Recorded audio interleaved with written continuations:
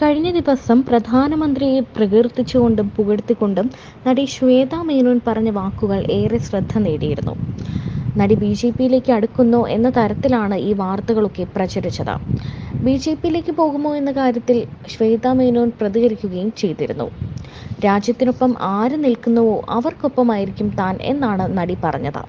പ്രധാനമന്ത്രി നരേന്ദ്രമോദി സർ ലക്ഷദ്വീപിൽ ഇരുന്നുകൊണ്ട് ഒരു ഫോട്ടോ ഇട്ടു.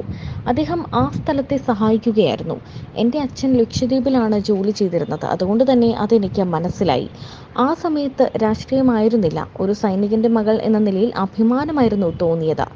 അതുകൊണ്ടാണ് മറ്റുള്ളവർ സേവ് ലക്ഷദ്വീപ് ക്യാമ്പയിനിൽ പങ്കെടുത്തപ്പോൾ താൻ സർക്കാരിനെ പിന്തുണച്ചത്. കൊറോണ സമയത്ത് കേരള ടൂറിസത്തെ ഉയർത്തണമെന്ന പോസ്റ്റ് ഇട്ടിരുന്നു, എന്നാൽ ആരും ഏറ്റെടുത്തിരുന്നില്ല. എന്നാൽ മോദിജി ലക്ഷദ്വീപിൽ പോയി ആ സ്ഥലത്തെ ലോകമൊട്ടാകെ പ്രചരിപ്പിച്ചു, അതുകൊണ്ടാണ് സപ്പോർട്ട് ചെയ്തത് എന്നാണ് ശ്വേതാ മേനോൻ പറഞ്ഞത്. ഇതോടെ ശ്വേത ബി.ജെ.പിയിലേക്ക് വരുന്നു, ലോക്സഭാംഗമാകും അല്ലെങ്കിൽ രാജ്യസഭാംഗമാകും എന്നൊക്കെ ഉള്ള രീതിയിലുള്ള നിരവധി വാർത്തകളാണ് എത്തിയത്.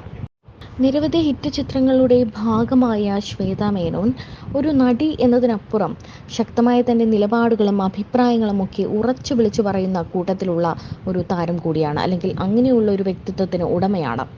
ഇപ്പോഴത്തെ ഏറ്റവും അധികം വിവാദമായ കോൺഗ്രസ് നേതാവ് പീതാംബരക്കുറുപ്പ് കടന്നു പിടിച്ചുവെന്ന പരാതിയെ തുടർന്ന് താൻ നേരിട്ട മോശം കമന്റുകളെക്കുറിച്ച് ശ്വേതാ മേനോൻ തുറന്നു പറഞ്ഞിരിക്കുകയാണ്. പൊതുവേദിയിൽ കോൺഗ്രസ് നേതാവ് പീതാംബരക്കുറുപ്പ് കടന്നുപിടിച്ചുവെന്ന നടി ശ്വേതാ മേനോന്റെ പരാതി വളരെ വിവാദം സൃഷ്ടിച്ചതാണ്.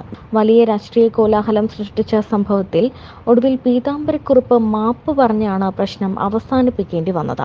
ആ സംഭവത്തിന് ശേഷം പലരും തന്നെക്കുറിച്ച് മോശമായി സംസാരിച്ചു എന്നാണ് ശ്വേതാ മേനോൻ പറയുന്നത്. വിഷയത്തിൽ പലരും വിചാരിച്ചത് രാഷ്ട്രീയപരമായിട്ടാണ് താൻ പ്രതികരിച്ചത് എന്നാണ്. പക്ഷേ 72 വയസ്സുള്ള ഒരാളോട് തനിക്ക് വ്യക്തിപരമായി ഒരു വിരോധവും ഉണ്ടായിരുന്നില്ല. പക്ഷേ തനിക്കുണ്ടായ ആ മോശം അനുഭവം തുറന്നു പറയേണ്ടത് തൻ്റെ ആവശ്യമായിരുന്നു. അന്ന് ആ വിഷയത്തിൽ ബി.ജെ.പിക്കാർ അടക്കം തനിക്കെതിരെ മോശമായി സംസാരിച്ചു. തന്നെക്കുറിച്ച് ഏറ്റവും മോശം ഭാഷയിൽ സംസാരിച്ചത് ശോഭാ സുരേന്ദ്രനായിരുന്നു. പൂരപ്പറമ്പ് എന്നൊക്കെയാണ് അവർ ഉപമിച്ചത്. ഏതായാലും അന്നവർ പറഞ്ഞ ആ പൂരപ്പറമ്പിന് വേണ്ടിയാണ് താൻ വെയിറ്റ് ചെയ്യുന്നത്.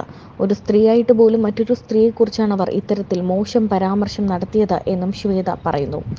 അതുപോലെ സുരേഷ് ചേട്ടനുമായി വളരെ അടുത്ത ബന്ധമാണുള്ളതെന്നും അദ്ദേഹത്തിൻ്റെ വിജയത്തിൽ താൻ ഏറെ സന്തോഷിക്കുന്നുവെന്നും തൃശ്ശൂരിൽ അദ്ദേഹം ജയിച്ചത് വ്യക്തിയെന്ന നിലയിലാണെന്നും പാർട്ടിക്കാരനായിട്ടല്ല എന്നും ശ്വേത പറഞ്ഞു. വളരെ ഇമോഷണലായ ഒരു വ്യക്തിയാണ് സുരേഷ് ചേട്ടൻ.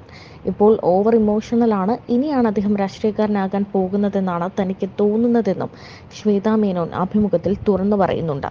തനിക്ക് രാഷ്ട്രീയമില്ല എന്നാണ് ശ്വേതാ മേനോൻ പറയുന്നത് എങ്കിൽ പോലും ശ്വേത ബി.ജെ.പിയിലേക്ക് വരാനുള്ള ഒരു സാധ്യത നമുക്കൊരിക്കലും തള്ളിക്കളയാനാവില്ല. അങ്ങനെയാണെങ്കിൽ ശ്വേതാ മേനോനും ശോഭാ സുരേന്ദ്രനും നേർക്കുനേർ നിൽക്കുന്ന ഒരു അംഗം അല്ലെങ്കിൽ ഒരു നേർക്കുനേർ പോര് നമുക്ക് കാണാനുള്ള സാധ്യതകളൊക്കെ ഏറെയാണ്.